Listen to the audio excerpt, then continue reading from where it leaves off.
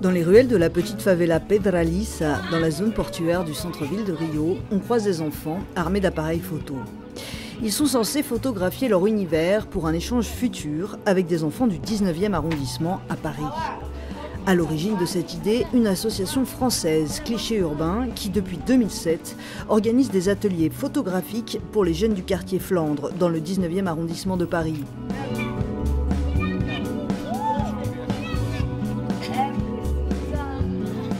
À Rio, Cliché Urbain travaille avec une autre association brésilienne, Arte no Porto. Le temps de quelques ateliers, Mariche et Marcelo s'installent dans une petite association du quartier et proposent aux enfants de découvrir la photographie, un outil, selon Mariche, qui a de nombreux avantages à Paris comme à Rio. Tout le monde, même les gens les plus pauvres, ont accès à un téléphone avec Internet en prépago ou en prépayé. C'est le cas aussi en France, donc c'est un outil déjà qui est assez facile parce que tout le monde n'a pas des appareils, nous on les prête, on enseigne la photo vraiment, mais au moins ils ont des portables. Et puis en plus c'est hyper amusant, c'est créatif, donc il y en a pour tous les goûts. Ça peut être un moyen pour des enfants qui sont en déficit, en échec scolaire, de réussir quelque chose, parce qu'il y en a qui sont hyper doués, complètement indépendamment de leur niveau à l'école.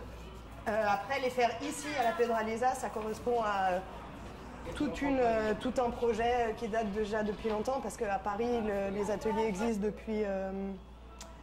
ça fait 8 ans là maintenant. Et ici, à Rio, dans la zone portuaire, en particulier dans le Morro da Providencia, avec des propositions qui sont les mêmes que celles qu'on développe à Paris, à savoir des ateliers jeunesse. À Paris, on fait aussi les ados, mais la présence est plus ferme à Paris. Et puis des animations photographiques avec la communauté dans laquelle on propose les ateliers pédagogique à l'attention de la jeunesse. Donc du coup, l'idée c'est toujours d'ouvrir sur une communauté, en plus des ateliers, d'ouvrir d'une manière artistique, culturelle, gaie et chouette, le travail photographique dans cette logique d'utiliser la photo comme un instrument de communication différent.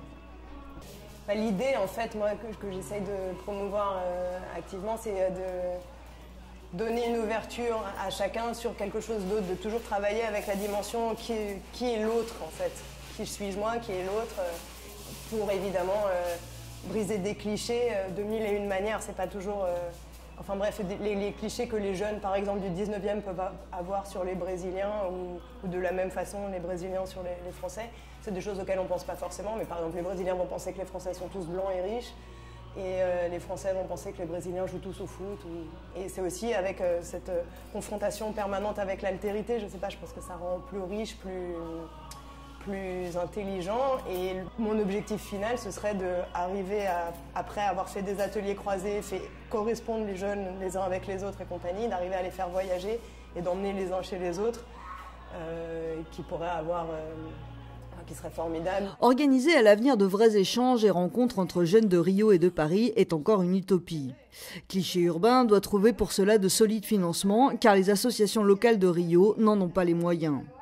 Mais après 8 ans d'existence et de nombreux projets menés à terme, l'association parisienne a de quoi séduire des sponsors qui pourront voir ensuite en exposition photographique le résultat de leurs dons.